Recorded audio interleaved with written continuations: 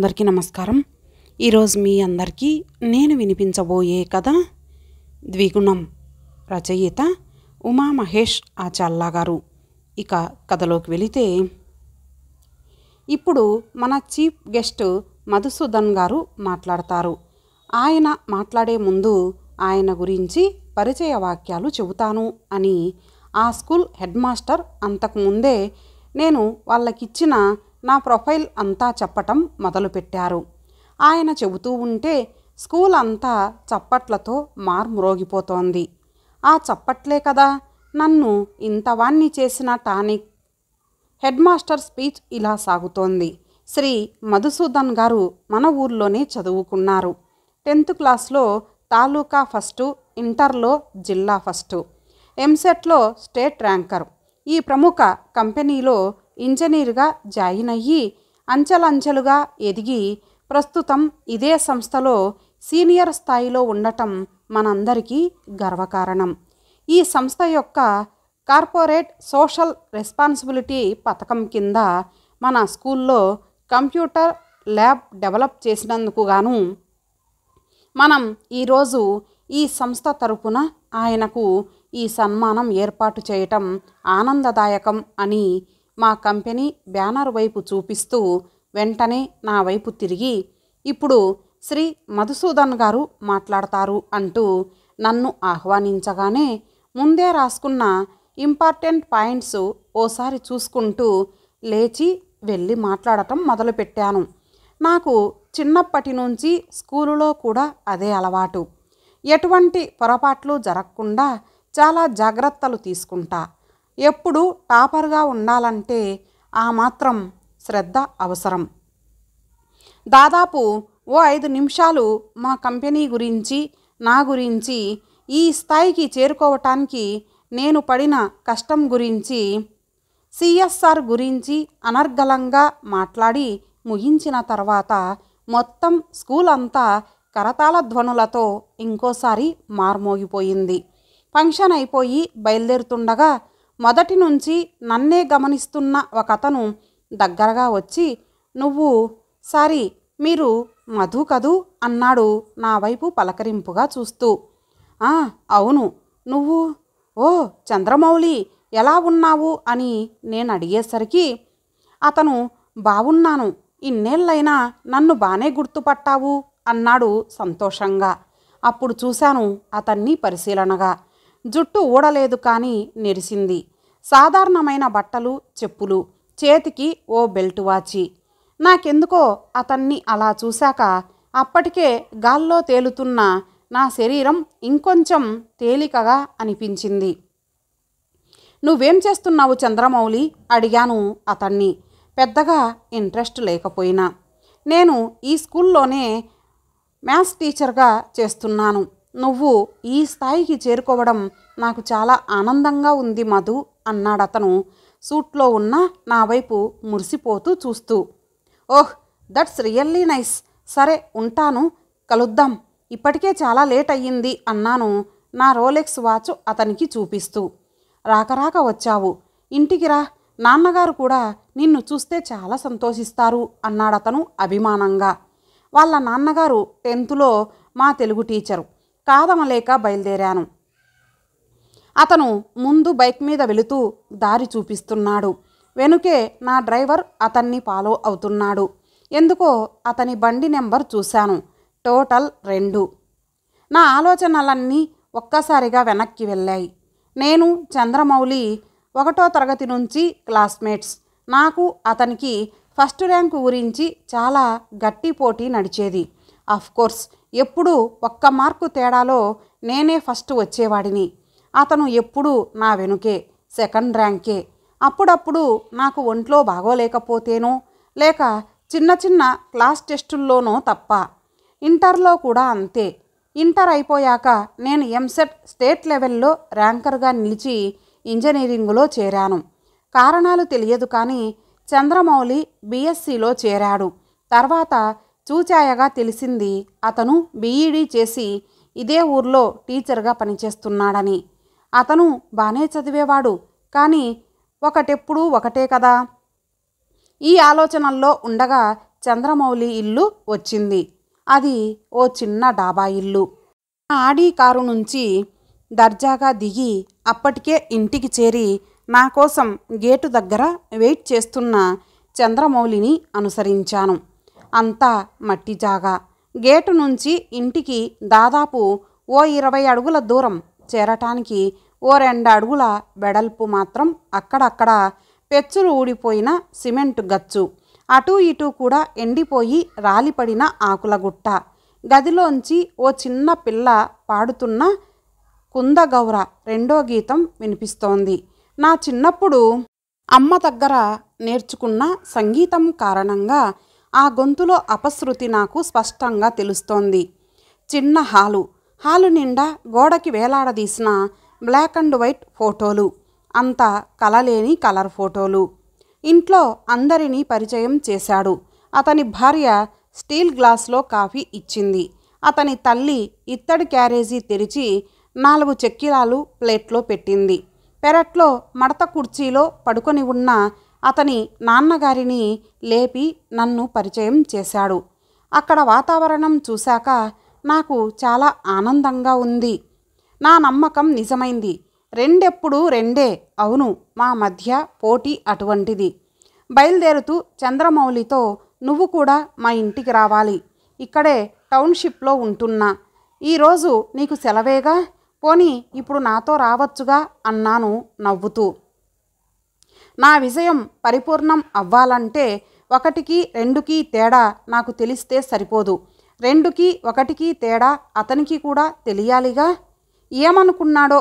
సరే, ఒక్క నిమిషం అంటూ ఇంట్లోకి వెళ్ళి భార్యకి వాళ్ళమ్మకి చెప్పి వచ్చాడు. అతను బండి తీయబోతూ ఉంటే వారించి నా కారులో కూర్చోబెట్టి తీసుకెళ్ళాను. నా కారు హార్ను మోగగానే సెక్యూరిటీ వచ్చి గేట్ తీశాడు. అది టౌన్షిప్లో నా బంగ్లా. లోపలికి తీసుకొని వెళ్ళి నా ఇల్లు అంతా చూపించాను.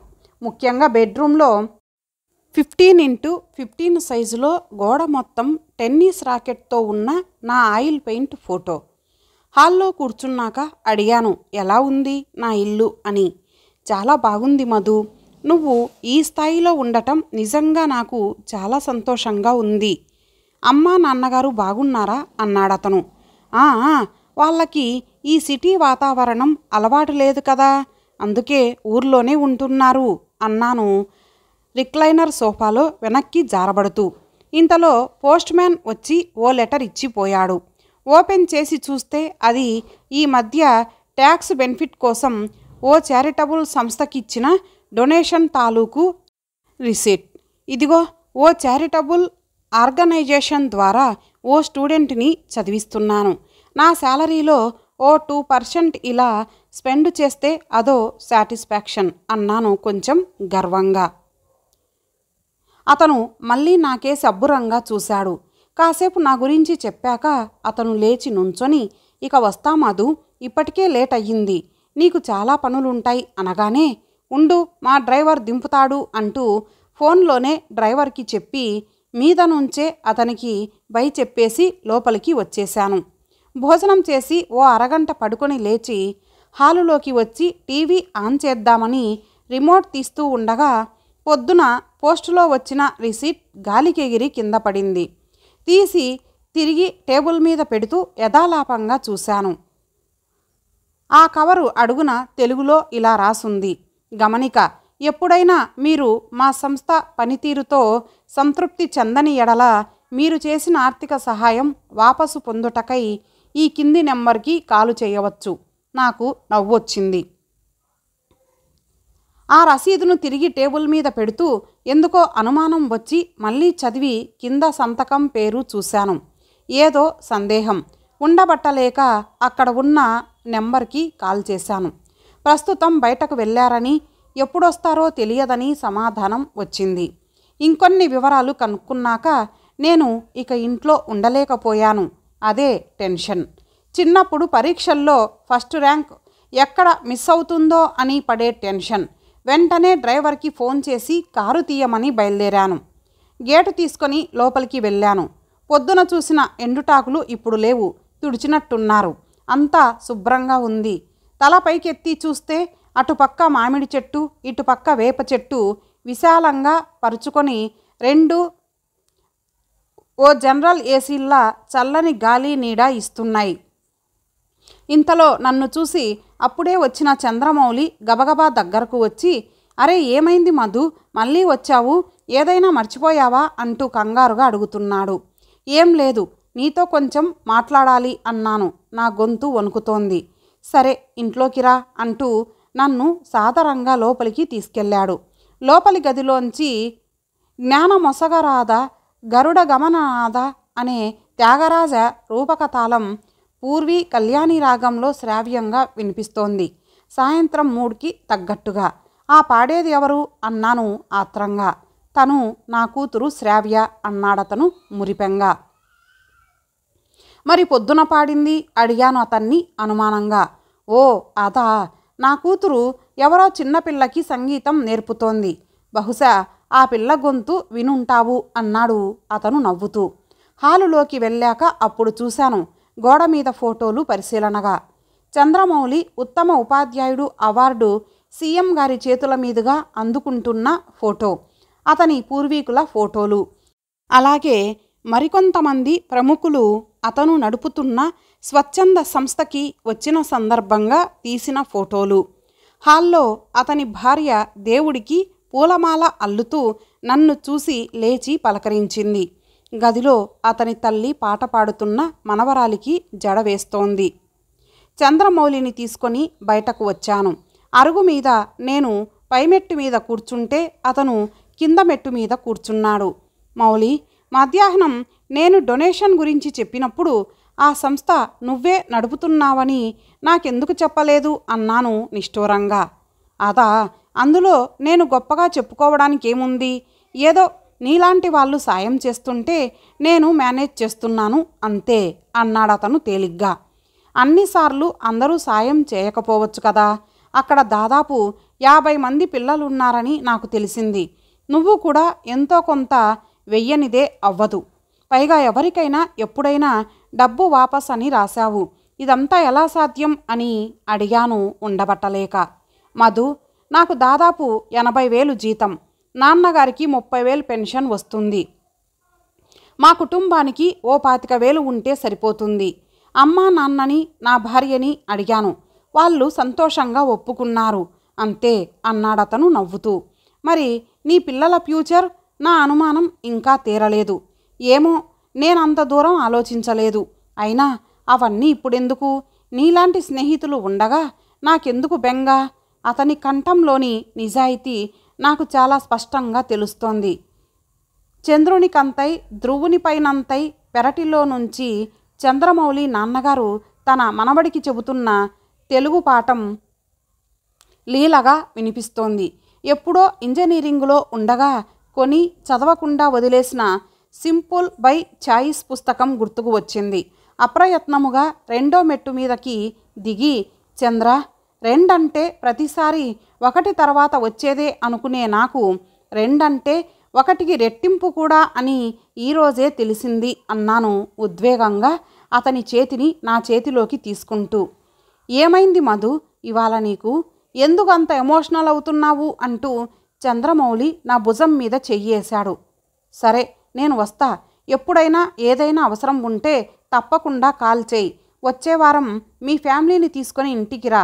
ఈలోగా నేను ఊరు వెళ్ళి అమ్మా నాన్నని తీసుకొని వస్తాను అన్నాను లేచి నిలబడుతూ. తప్పకుండా మధు, అమ్మని నాన్నగారిని చూసి చాలా రోజులయ్యింది అన్నాడు చంద్రమౌళి ఆనందంగా. అతను నన్ను అనుసరించాడు. సాయంత్రం నీరెండలో నా వెనుకున్న అతని నీడ నన్ను దాటి నా ముందు పడుతోంది. గేటు వరకు వెళ్ళాక లోపలి నుంచి అతని తల్లి బయటకు వచ్చి, అదేమిట్రా చంద్ర, అబ్బాయి వెళ్ళిపోతున్నాడు, చీకటి పడింది, పలహారం చేసి వెళ్ళమను అంది కంగారుగా.